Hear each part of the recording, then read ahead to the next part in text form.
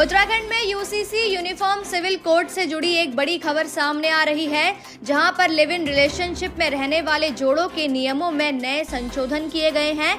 दरअसल नियमों में बदलाव कर लिव इन में रहने वाले जोड़ों की गोपनीयता को और अधिक बढ़ाया गया है। इतना ही नहीं, अब लिव इन संबंधों की समाप्ति करने पर युवती के गर्भवती होने अथवा बच्चे होने की सूचना देना भी अनिवार्य नहीं रखा गया है।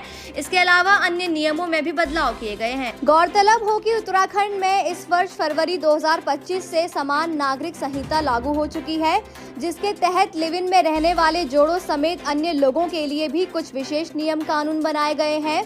इस नियमावली के कई प्रावधानों पर निजता के अधिकारों का हनन हो रहा था, जिसके चलते कई व्यक्तियों ने इस संबंध में हाईकोर्ट में दस्तक दी थी। हाईकोर्ट के निर्देशों के क्रम में गृह विभाग ने अब इस नियमावली में संशोधन किया है, जिसे समान नागरिक संहिता चतुर्थ संशोधन नियमावली का नाम दिया गया है। इसकी अधिसूचना भी जारी कर दी गई है। बताते चले, लिव इन संबंधों की समाप्ति पर युवती के गर्भवती होने अथवा बच्चे होने की सूचना देना अब अनिवार्य नहीं रखा गया है। इसके अलावा लिव इन में रहने वालों को मकान मालिक से प्रमाण पत्र लेना भी जरूरी नहीं होगा।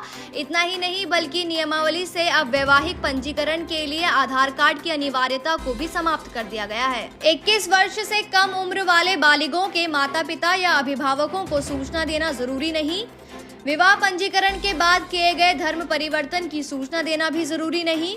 लिव इन में धर्म परिवर्तन की जानकारी देना आवश्यक। लिव इन में अब 5 दिनों के स्थान पर पंजीकरण अधिकारी 24 घंटे में मांगेंगे वांछित जानकारी। लिव इन में आने के लिए मृतक पत्नी अथवा पूर्व सहवासी के बारे में जानकारी देना स्वैच्छिक। लिव इन के दौरान अपनी जातियों से संबंधित जानकारी देना ऐच्छिक। लिव इन में धर्म गुरुओं से प्रमाण पत्र लेने की बाध्यता नहीं।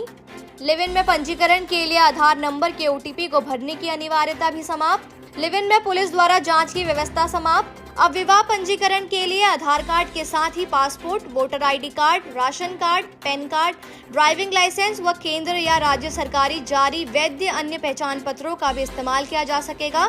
इसके लिए नियमावली में संशोधन कर दिया गया है।